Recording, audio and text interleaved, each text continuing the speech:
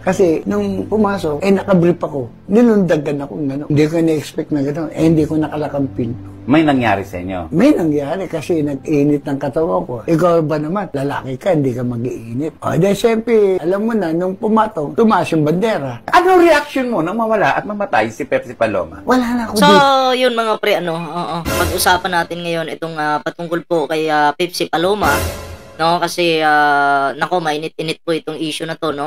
Na magpasa hanggang ngayon ay talaga namang pinag-uusapan, no? And then, ito pala si Lolo, hindi ko po alam yung pangalan nito. Ayon sa mga comment, ano daw ito, King of Viva Max.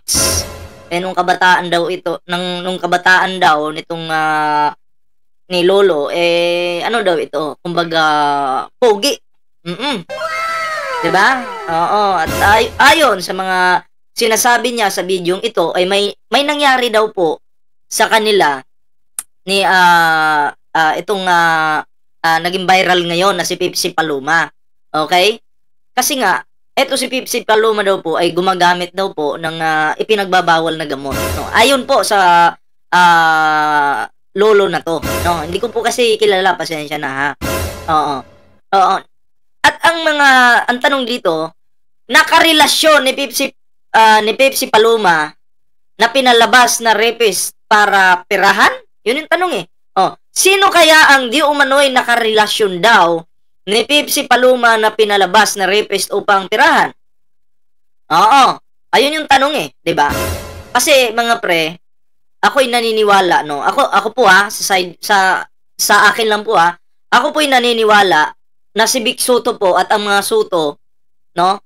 3 Soto ay inosente po. Sa akin lang po ito, hindi naman ako judge pero ayon, no?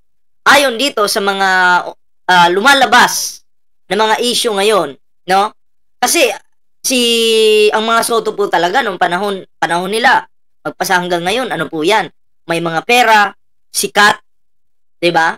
Sikat. So ayon po dito sa isang tanong na nandito sa screen ko ngayon, uulitin ko, babasahin ko po. Sino kaya ang di umano'y nakarelasyon daw ni Pepsi Paloma na pinapalabas na rapist upang pirahan? So kung iintindihin po natin yung tanong na ito, ang tinutukoy po nito, posible pong si Vic Soto. 'Di ba?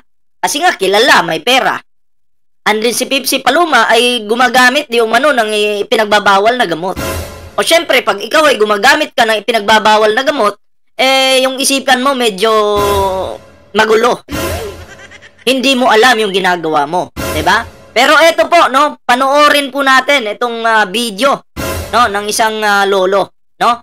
Pero syempre mga pre, bago po natin ituloy-tuloy itong video na to mga pre, ayan meron po tayong Facebook dito, ayan Oo, Ballpoint Man 2.0, saan na po ay inyong suportahan yung ating Facebook page mga pre. And syempre, share this video mga pre, no? And then, meron din po tayong TikTok, Ballpoint Man 2.0. Ayan, share po natin ang video na to, no? Share po natin. Kung hindi ka pa nakasubscribe sa ating channel, huwag kalimutang mag-subscribe, share this video, and ring the notification bell para updated ka po sa mga uploads natin. At mag-like na rin kayo dyan mga pre. Huwag na kayong mahiya. Oo, so eto na. Bigyan na po natin ito ng malupitang reaksyon. Isa ako sa kwarto. Biglang pumasok ang Pepsi Paloma. Ano ginagawa mo dito? Wala, kuya. Gusto ko lang. Bakit? Wala lang. Kasi si Pepsi gumagamit ng Pinagbabawal na gamot. Ulitin natin.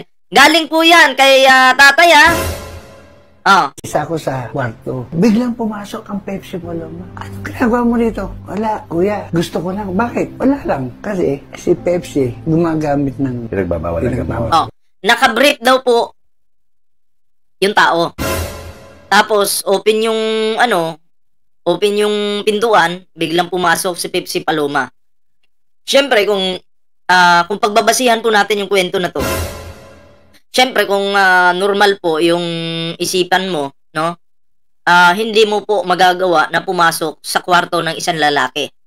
Okay, kung normal Pero kung ikaw ay gumagamit, no, ng ipinagbabawal na gamot, ay magagawa mo po yung mga ganitong klaseng hindi dapat gawin, 'di ba?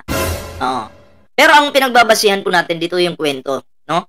Oo, dahil di umano, itong si Pipsi Paloma ay gumagamit daw po ng ipinagbabawal na gamot. Okay? And then, pinasok ngayon si tatay. Okay? At ito yung kasunod na nangyari.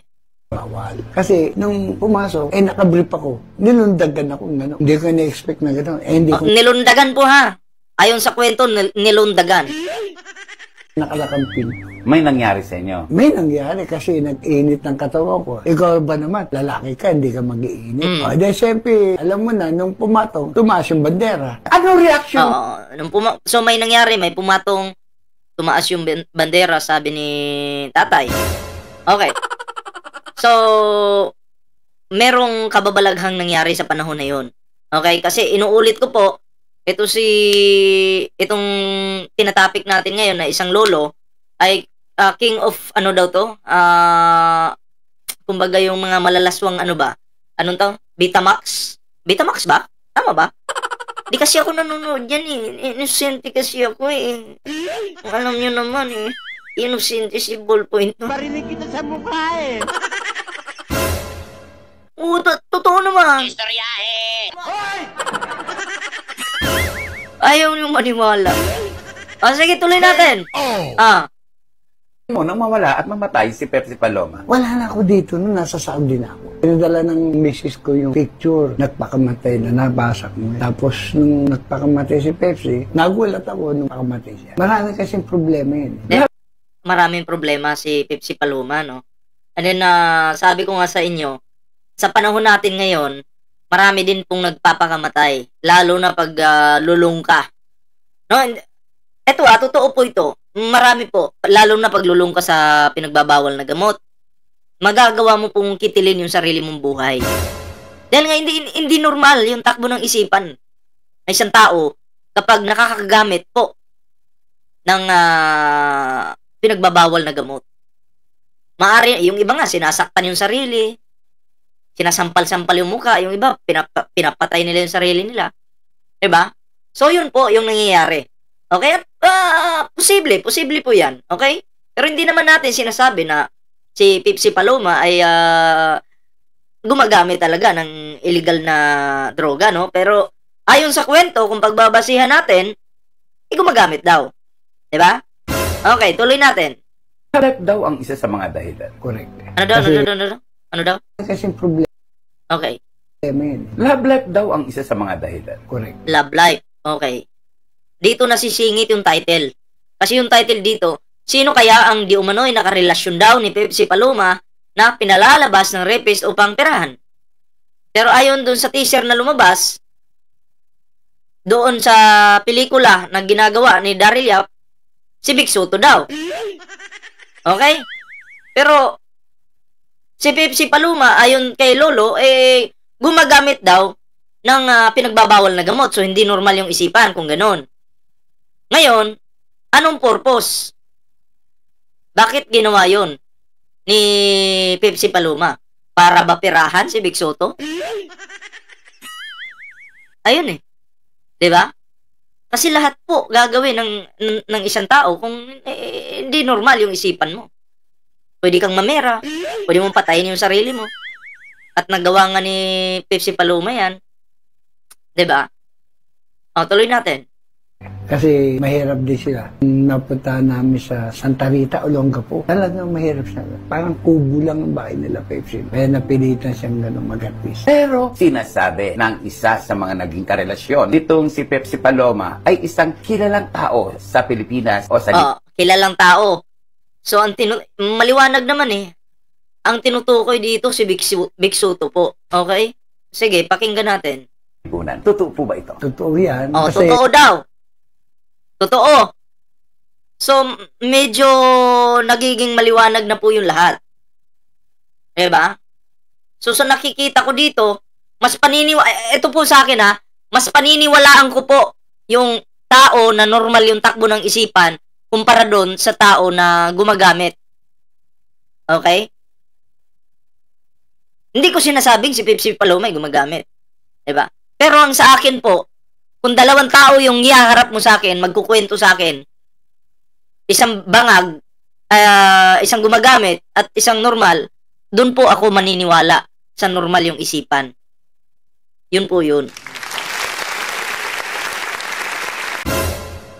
Nung inatid ko sila, karoon sila ng taping. May taping daw. Si Pepsi, pagkahatid ko, iniwan ko na sila. Sabi ko, pag natapos ang taping nyo, tawag na lang kayo sa telepono, susundin mo kayo. Nung mangyayari yun, nag-taping sila, sinundo namin si Pepsi at saka si Guada. May binabanggit si Pepsi. Ang sabi niya, Tito Ray, may sasabihin kami sa iyo. Yung dalawa nakaupo sa likod. Kinakalabit ni Guada Guari si Pepsi. Parang, huwag mo muna sabihin, parang gano'n. Huwag mo muna sabihin, baka. Bakit ba? Kasi, pinaplano pa nila, ganun, parang ganun. Parang ganito, gagawa ko ng eksena. Medyo hindi pa kami handa ng kaibigan ko, pero gusto ko nang ipakalat na, ay, ako, ginito, ginalaw ako. Pero yung kaibigan mo, teka lang, pagplanuhan muna natin ng ilang beses, or pag-isipan muna natin, kasi baka mamaya palpak yung gawin natin, kapalpakan yung mangyari, maging palpak tayo. O kailangan medyo makatotohanan, ganun. Kasi pipirahan natin yung tao na yun. Parang ganun ba? Diba? Anyway, kaya lang natin ito napapag-usapan dahil nabuhay na naman po yung issue. Nabuhay na naman. Oo, at maraming mga tao yung nakikisaw-saw dito. Tingnan nyo, ngayon lang ako nag-content dito kay Pepsi Paloma. Kasi ayoko pong makasira doon sa side ni Pepsi Paloma. And then, ganun din dito sa side ni Vic Soto. Okay? Ang tinitingnan po natin dito kung ano yung totoo. At least ngayon, hindi pa man po tuluyang lumalabas yung katotohanan, pero at least kahit papaano po, may unti-unti ng, kumbaga unti-unti ng naliliwanagan o nalilinawan yung mga tao patungkol sa issue na to. Ganun po yun. Okay? Tuloy natin to. Hindi na sinabi. Mga ilang araw nakalipas, pinagtapat na. Nakarelasyon nga niya yun. Meron nangyari sa kanila tungkol doon sa taping ng So may nangyari. Wait lang Ayon sa kwento totoo lang talaga. Ang nakakaalam mo, yung nangyari kay Pepsi, si Guada Guada. Dahil sila magkasama. Kaya nagtagal, na-publish, na-TV, nagkaroon ng kaso. Umarap kami sa City Hall. Mga ilang araw, lumipat sila Pepsi at Guada sa Blooming Street ng tira. Samantala, mga ilang araw nawala yung dalawa. May dumukot. Wait, dito muna tayo sa may nangyari. Saan ba banda yun? Ganun. Hindi na sinabi. Mga ilang araw nakalipas, pinagtapat na. Nakarelasyon nga niya yun. Meron nangyari sa kanila tungkol doon sa taping ng... Okay. May nangyari daw ayon dito sa video. Okay? Hindi natin alam kung totoo ba talaga yon o hindi. Okay? Pero para sa akin kung kayo magjowa, it's normal lang naman po siguro na merong mangyayari sa inyo. Normal lang po yun. Pero ang lugi po kasi dito, yung lalaki, kung talagang ang isipan ng babae gusto kang ipahamak. Kasi halimbawa lang, example lang naman to, may mangyari sa inyo, tapos mapera ka, gusto kang perahan, bigla kang kakasuhan ng, oy, ginahasa ako nito kasi ganyan. Pero alam na lahat o alam nyo sa isa't isa na magjowa kayo. Na kayo. Pero dahil gusto mong perahan, ilalaglag mo yung tao, tatakutin na, kakasuhan kita, ganito, ganyan. 'Di ba? Pero hindi ko po sinasabi talaga. Ako hindi naman ako maniniwala. Basta-basta sa kwento lang. At least ito, parang ano na lang to parang binibigyan tayo ng idea. Idea lang to Oo, at least dito po tayo makakakuha ng idea. Okay? O kayo ngayon, may mga jowa kayo, di ba? Imposible namang walang nangyari sa inyo. O pag mayaman yung lalaki at yung babae gusto kang pirahan, tapos bigla kang kasuhan ng rape, kawawa yung lalaki. Diba? Ayun yun Ako po, gumigit na ako sa issue na to. Gumigit na po ako. Kasi, doon lang tayo sa kasi wala na naman po si Pepsi Paloma. Diba? Wala na po. Oo, si Vic Soto naman, nasisiraan po. Sinisiraan ng mga kalaban niya ngayon. And then pati yung pamilya niya, may mga nagbabanta. Hindi naman po maganda yung ganun 'Di ba? Hindi po maganda. Tayo gigit na lang sa issue na to. Tuloy natin to. Sa totoo lang talaga, ang nakakaalam mo, nung nangyari kay Pepsi, si Guada Guarin. Dahil sila magkasama. Kaya nagtagal, na-publish, na-TV, nagkaroon ng kaso. Umarap kami sa City Hall. Mga ilang araw, lumipat sila. Nagkakaso, kinasuhan yung tao. Pepsi at Guada sa Blooming Street ng tira. Samantala, mga ilang araw nawala yung dalawa. May dumukot. Nung pumunta kami kay Secretary Enrile, pinatawag yung tao na dumukot. Harap-harapan, harap si Secretary Enrile, ako, si Ray de la Cruz, saka si Colonel Abadilla nung nabubuhay pa. Gigil na gigil si Secretary Enrile. Ang nangyari pala doon, merong pera involved. Sinabi ko nasaan sila Pepsi at si Guada Guarin. Pinunta namin sa San Bartolome sa isang. Pero, teka lang, bakit si Big Soto yung pinag-iinitan nila? Bakit? Si Lolo umamin may nangyari daw sa kanila ni Pepsi Paloma. Bakit di kayo magalit dito? Bakit nung kay Big Soto kayo magagalit? Diba? Eto klarong-klaro na, umamin na mismo. Oh. Ngayon, bakit magagalit kayo dun kay Big Soto? Ayun ang tanong. Kasi posible din po kasi na walang nangyari talagang rape. Pero dahil nga kasama siguro sa taping, 'di ba? Palagi magkasama, nakusahan yung tao. No, teka lang, ginalawa ko niya, ganito ganyan. Posible 'yun eh. 'Di ba? Posibleng gumawa-gawa ng kwento. Syempre babae 'yan, kakampihan ng batas 'yan. Oh. 'Di ba? Kakampihan ng batas 'yan. Sa panahon nila Big Soto noon, panahon nila Paloma, Pepsi, wala pa naman pong high-tech na technology. Ewan ko, i-correct nyo lang ako. May high-tech na bang technology para malaman na ikaw ay nagalaw o hindi? Meron na ba sa panahon ni Pepsi Paloma? Sa tingin ko, wala pa yata eh. Ngayon lang naman nagkaroon ng mga ganung mga machine para malaman na, teka, nagalaw ka, may similya, ganun-ganun. O, diba? Pero sa panahon po ni Pepsi Paloma, parang wala pa yata. Pero kung mali po ako, i-correct nyo po ako dyan sa comment section. Alam nyo naman, ang kakampihan ng batas, babae. Kahit magsinungaling pa yan, lalo na noong panahon, kapanahunan nila, na wala pang mga high-tech na teknolohiya, diba? May hirap malaman kung ito ba yung nagsasabi ng totoo o hindi. Diba? Haunted house. Pagpunta namin doon, sinakay namin sila Pepsi. Dahil kasi may nagpunta roon na babae. Pinapirma si Pepsi, pumirma. Nung tumanggap, unsolved yung case. Hindi na natuloy yung kaso kasi pumirma na eh. Kaya naputo na yun. Pero yung tunay na pangyayari, si Guada Guarin talaga ang lahat ng witness. Dahil sila kasama. Nung mag-shooting ng hanggang sa... Sabi, hindi daw sila close. Ayun, nagbabasa ako ng comment Ayun lang dyan sa comment, hindi daw sila close. So yun, maliwanag po sa atin yung mga nangyayari ngayon. At least unti-unti po siyang lumilinaw. At inamin naman ni tatay na siya daw ang isa sa... eto, panoorin nyo na lang. Isa ako sa kwarto. Biglang pumasok ang Pepsi Paloma. Ano ginagawa mo dito? Wala, kuya. Gusto ko lang. Bakit? Wala lang. Kasi si Pepsi gumagamit ng Pinagbabawal. Kasi nung pumasok, nakabrief ako. Nilundagan ako ng gano'n. Hindi ko na-expect na gano'n. Hindi ko nakalakang pinto. May nangyari sa inyo? May nangyari kasi nag-init ng katawan ko. Ikaw ba naman? Lalaki ka, hindi ka mag-iinit. Dahil siyempre, alam mo na, nung pumatong, tumaas yung bandera. Ano react? Yun maliwanag po yun O dapat, dito kayo magalit kay Lolo. Yan Hindi po kay Big Soto. Kasi dito pa lang may pag-amin na eh. Diba? Malay natin, may nangyari sa kanila. Tapos isisisi ngayon kay Big Soto. Paano yun? Tama ba yun?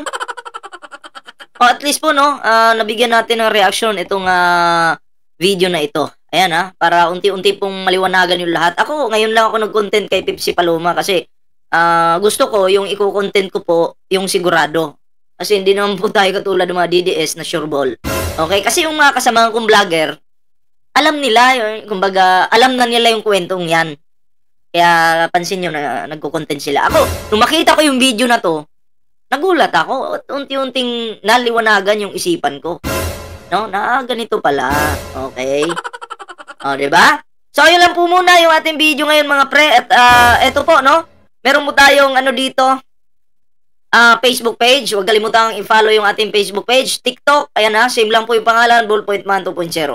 And syempre sa ating YouTube channel, huwag kalimutang i-share ang video na to mga pre.